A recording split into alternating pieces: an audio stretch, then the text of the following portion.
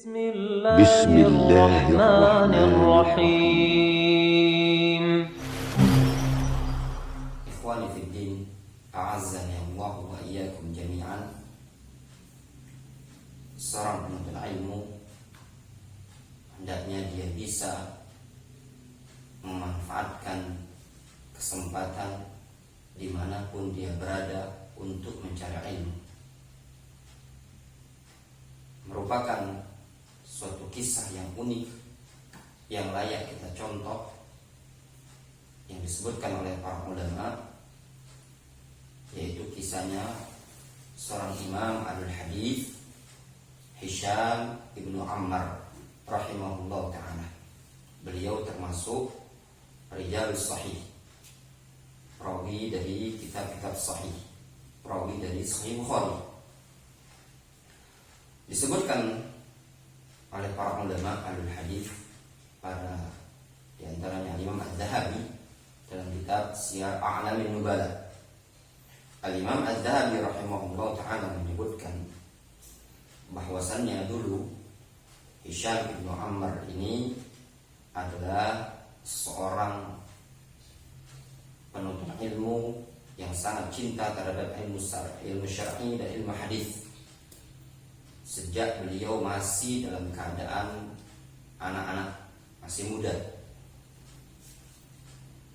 Diceritakan oleh Muhammad ibn Faid al-Ghassani, beliau menceritakan, sami'tu Hisham ibn Ammar, aku pernah mendengar Hisham ibn Ammar yaqul, berkata, ba'a abi baitahu bi'ashrina dinaran, bapakku, ayahku pernah menjual rumahnya senilai 20 dinar.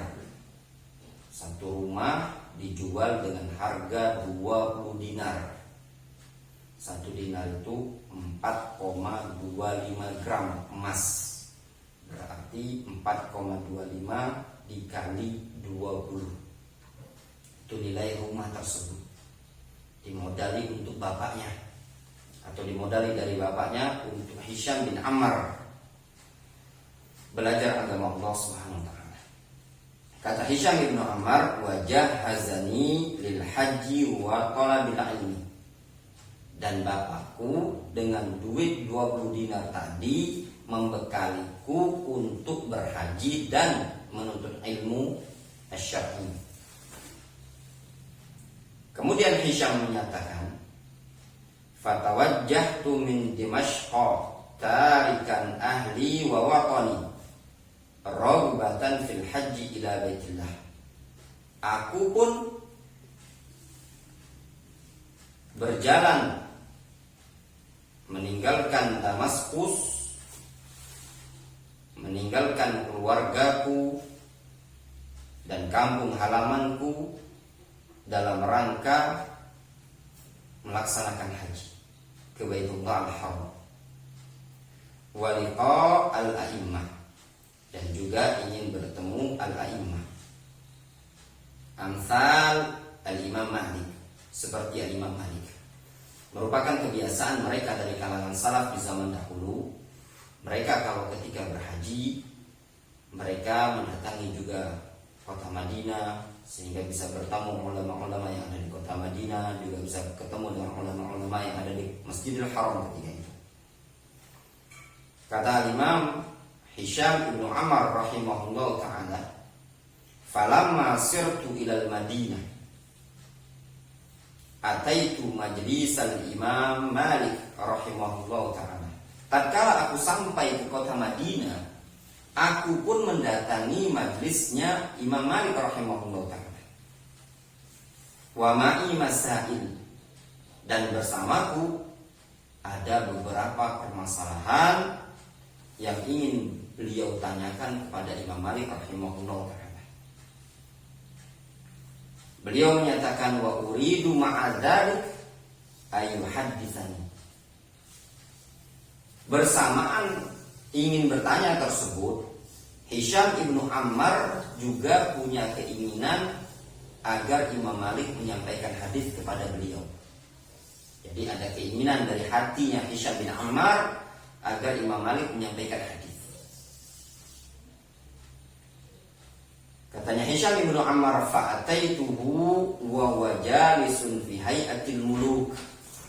Aku pun mendatangi Al-Imam Malik ketika itu Imam Malik sedang duduk fi hay'atil muluk, bagaikan kondisi para raja. Luar biasa. Itu wibawanya seorang alim sekelasnya Imam Malik rahimahullah ta'ala. Beliau duduk di majelis ilmu di Masjid Nabawi. Wa wilmanu qiyamun haulahu. Sedangkan murid-muridnya Imam Malik yang masih muda-muda berdiri mengitari Imam Malik. Wan nasu yas'alunahu wa yujibuhum. Sedangkan orang-orang umat manusia bertanya kepada Imam Malik dan Imam Malik menjawab pertanyaan mereka satu persatu. Kemudian kata Hisham bin Ammar, falamma inqadha al-majlis qumtu li as'alahu wa atlub ay yuhaddithani. Tatkala Imam Malik selesai dari majlis menjawab pertanyaan-pertanyaan banyak yang bertanya ini tadi, aku pun bangkit berdiri untuk bertanya kepada Imam Malik. Atlub ayyuhadditsani. Dan juga aku minta kepada Imam Malik agar Imam Malik menyampaikan hadis kepadaku. Jadi tujuannya Hisham bin Ammar kepada Imam Malik ini tadi, yang pertama tujuannya agar bisa bertanya kepada Imam Malik dengan pertanyaan-pertanyaan yang sudah dia siapkan. Yang kedua tujuannya agar Imam Malik memberikan hadis kepada dia. Namanya tahdits. Namun apa yang terjadi ya ikhwah? Kata Hisham bin Ammar, fastasgharani al-Imam Malik Wara'ani lastu ahlan diriwayah. Namun Imam Malik menganggap aku sebagai anak kecil. Beliau Imam Malik memandang bahwasannya aku bukanlah orang yang pantas untuk meriwayatkan hadis pada saat itu. Perlu dipahami dulu di zaman para ahli hadis, terkadang anak-anak kecil belum diperbolehkan untuk sama al-hadis, belum diperbolehkan untuk meriwayatkan hadis. Namun tugas mereka masih belajar adab. Kemudian Imam Malik rahimahullah ta'ala mengatakan kepada murid-muridnya tadi, hasalna 'ala sibyan. Maknanya tidak ada yang tersisa ketika itu kecuali anak-anak. Imam Malik mengatakan hasalna 'ala sibyan. Kita saat ini dapat anak-anak saja. Yang tersisa cuma anak-anak. Kemudian Imam Malik mengatakan, ya gulam ihmilhu. Wahai pelayanku, ya, pemuda-pemuda yang ada di sekitar Imam Malik tadi yang melayani Imam Malik. Imam Malik mengatakan, ya gulam ihmilhu. Wahai gulam, tolong bawa dia. Dah, si Hisham ini tadi ngapain ada di majelis ini? Suruh pergi saja. Dia anak kecil, belum layak untuk mendapatkan hadis dari beliau karena masih kecil. Katanya Hisham bin Ammar, fahamalani kama yuhmal as-sabi wa ana yawma idzin gulamun mudrik fa akhrajani. Lihat katanya Hisham bin Ammar, pelayannya Imam Malik ini tadi, pemuda-pemuda yang melayani Imam Malik ini tadi menggendong aku sebagaimana digendongnya anak kecil, digotong, digendong layaknya anak kecil. Wa ana yauma idin ulamun mudrik. Dan aku ketika itu adalah seorang anak muda, anak remaja yang mudrik, bisa menangkap, bisa mencerna apa yang disampaikan, sudah ngerti dia. Fa akhrajani. Namun pelayan-pelayannya Imam Malik ini tadi tetap mengeluarkan dia, ngusir dia dari dari majelis tersebut. Disebutkan dalam riwayat yang lain, diceritakan Ibnu Jazarah bahwasannya Hisham ibnu Ammar ini masuk menjumpai Imam Malik bi ghairi izni, tanpa izin, langsung masuk ke majelis Imam Malik tanpa izin. Wa qala lahu haditsni, tiba-tiba berkata depan Imam Malik dengan mengatakan haditsni, sampaikan hadis kepada Imam Malik. Sudah masuk majelis Imam Malik tanpa izin, tiba-tiba pengen minta hadis dalam keadaan umur masih muda, masih belia. Farafadul Imam Malik, kata Hisham bin Ammar, Imam Malik menolak, tidak mau menyampaikan hadis kepada dia. Fakarartu alaihi wa rawadattuhu, kata Hisham bin Ammar, fakarartu alaihi, aku pun mengulanginya, wa rawadattuhu, aku pun berkali-kali, ya, aku mengulanginya dan aku pun berkali-kali melakukannya. Faqala li ghulamihi, lalu Imam Malik berkata kepada pelayannya dia, khudh hadha, ambil orang ini, bawa ke belakang, wadribhu 15 sauton. Sudah, kamu bawa dia ini, si Hisham anak kecil ini tadi, bawa ke belakang, eksekusi, pukul 15 kali dengan cambuk. Luar biasa. Ini kalau di zamannya para ulama zaman dahulu, mungkin Imam Malik di zaman sekarang sudah dipenjara, ayo ikhwan. Ya, sudah tindakan kriminal dia memukul murid. Ya, di sini. Hisham bin Ammar ketika itu memang masih muda, masih belia, masih remaja. Namun Imam Malik memberikan pendidikan kepada dia, pukul 15 kali supaya jangan lagi datang ke sini, dalam rangka bentuk takdib, pendidikan. Katanya Hisham bin Ammar, fa'akhadahu, katanya Ibnu Jazarah, fa'akhadahu wa dhahaba bihi wa darabahu 15 sautan. Kata Ibnu Jazarah, lalu anak pelayan atau pelayannya Imam Malik ini tadi membawa Hisham bin Ammar, kemudian memukul dia sebanyak 15 kali cambukan. Fawaqafa yabki 'alal bab hatta kharaja al-Imam Malik fa idza bihi yabki. Lalu Hisham bin Ammar tadi berdiri depan pintu rumahnya Imam Malik, depan pintu majelisnya Imam Malik,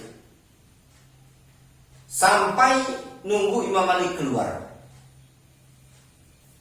Ketika Imam Malik keluar, faida bihi yabki, ternyata Imam Malik mendapati Hisham bin Ammar dalam keadaan sedang nangis. Ya layaknya nangis dia, dipukul 15 kali tadi kesakitan. Faqala lahu Imam Malik, lalu Imam Malik berkata kepada dia, ma yubki ya Hisham, ma yubkika ya Hisham, apa yang membuat engkau menangis seperti ini wahai Hisham? Au ja'tuka, ataukah dikarenakan aku telah memukul engkau? Qala Hisham berkata, ya Imam Malik, wahai Imam Malik, inna abi ba'a manzilahu bi 20 dinaron. Imam Malik, bapak ayahku sudah menjual rumahnya senilai 20 dinar. Wa wajjaha bi ilaika li atasyarrafa bis sama'i minka, dan dia membekali aku, memodali aku untuk menuju majelis engkau supaya aku bisa mendapatkan kemuliaan dengan cara mendengarkan hadis darimu. Ya, Hisham bin Ammar jujur di hadapan Imam Malik. Bapakku sudah habis 20 dinar, rumah sudah kejual. Kalau zaman sekarang ini jual tanah, jual mobil, jual sawah untuk belajar masuk pondok pesantren. Zaman dahulu juga ada. Hisham bin Ammar, bapaknya jual rumah senilai 20 dinar untuk untuk membekali Hisham bin Ammar belajar ke majelisnya Imam Malik. Namun kata Hisham bin Ammar, "Fadarabtani wa dhalamtani bi ghairi jurmin fa'altuhu siwa anni atlub hadis Rasulullah sallallahu alaihi wasallam." Namun engkau wahai Imam Malik malah memukul aku, menzalimi aku dengan tanpa dosa, tanpa kesalahan yang pernah aku lakukan. Kecuali hanya saja dikarenakan aku ingin minta mencari hadis Rasulullah SAW kepadamu. Apa katanya Hisham? Hisham menyatakan, "Wallahi, sungguh demi Allah, la ja'altuka fi hillin." Sungguh demi Allah, aku tidak halalkan tindakan tersebut pada dirimu. Maknanya aku tidak ridhoi, tidak aku maafkan sama sekali. Mendengar pertanyaan tersebut atau pernyataan tersebut, Imam Malik bergetar di kondisi seperti ini. Diancam oleh Hisham bin Ammar. Kemudian Hisham bin Ammar mengatakan, "La usailannaka baina yadayillahi azza wa jalla." Sungguh dan sungguh aku akan meminta pertanggungjawaban engkau di hadapan Allah Subhanahu wa taala nanti di hari kiamat. Bayangkan, tidak dihalalkan, tidak diridhoi oleh Hisham bin Ammar, kemudian dimintai tanggung jawab nanti di hadapan Allah atas pukulan 15 kali tadi. Fata'assara al-Imam Malik rahimahullah ta'ala. Maka al-Imam Malik rahimahullah ta'ala merasa tersentuh, ya, terpengaruh pada hatinya dari ucapan Hisham bin Ammar tersebut. Wa alima annahu talib haditsin. Dan Imam Malik baru tahu dan ternyata bahwasannya Hisham bin Ammar adalah seorang pencari hadis, penuntut ilmu yang betul-betul penuntut ilmu, bukan kawi-kawi, bukan kaleng-kaleng. Kemudian Imam Malik mengatakan kepada Hisham bin Ammar, "Ya bunai, ma yurdik." Kalau begitu, apa yang bisa membuat engkau ridho terhadap diriku? Apa sih solusinya supaya engkau bisa memaafkan aku? Ma kafaratu dzalik. Apa kafarahnya, apa penebusnya? Istilahnya Imam Malik mengajak berdamai. Gimana cara berdamainya ini tadi? Nah, disinilah ya ikhwah para penuntut ilmu, Hisham bin Ammar memanfaatkan kesempatan menuntut ilmu dari Imam Malik. Luar biasa. Hisham bin Ammar mengatakan, faqal, beliau berkata, "Antu hadditsani bi kulli sautin darabtanihi hadisan an Rasulillah sallallahu alaihi wasallam." Kalau engkau Imam Malik pengen ngajak damai, pengen saya ridhoi, saya maafkan atas pukulan 15 cambukan itu, maka syaratnya adalah engkau menyampaikan hadis kepadaku pada setiap kali cambukan dibayar dengan satu hadis dari Rasulullah SAW. Berarti 15 cambukan tadi harus dibayar dengan 15 hadis dari Nabi SAW. Fajalasa al-Imam Malik. Lalu Imam Malik rahimahullah ta'ala duduk dan menyampaikan hadis kepada Hisham bin Ammar. Qala haddatsana fulan an fulan an fulan an Rasulillah sallallahu alaihi wasallam. Fasaradalahu 15 hadisan. Lalu Imam Malik rahimahullah ta'ala membawakan secara langsung untuk Hisham bin Ammar 15 hadis. Selesai. 15 hadis sebagai penebus pukulan tersebut. Apakah Hisham bin Ammar sudah dapat 15 hadis pulang?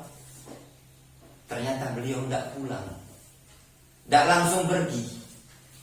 Lalu Hisham bin Ammar mengatakan, "Ya Imam, wahai Imam, zid minat dorbi wazid fil hadis. Wahai imam, tolong tambahkan pukulan lagi, namun engkau tambah lagi satu hadis. Luar biasa. Dia ingin dipukul lagi Imam Malik, namun dengan syarat Imam Malik nambah hadis lagi. Ini luar biasa di zaman sekarang kalau ada orang yang seperti ini. Ya, memanfaatkan ilmu, kesempatan mencari ilmu dari seorang guru pada kasus-kasus tertentu. Bukan penuntut ilmu di zaman sekarang. Kalau dipukul sama ustadznya, sama gurunya, lapor polisi, ustadznya dipenjarakan, pondok pesantrennya dikorankan, dimasukkan berita. Berbeda dengan Hisham ibnu Ammar. Jadi wajar orang di zaman dahulu mendapatkan ilmu, sehingga mereka menjadi para ulama. Kalau di zaman sekarang sudah rusak, ya, penuntut ilmu sudah jauh dari metodenya para ulama salaf.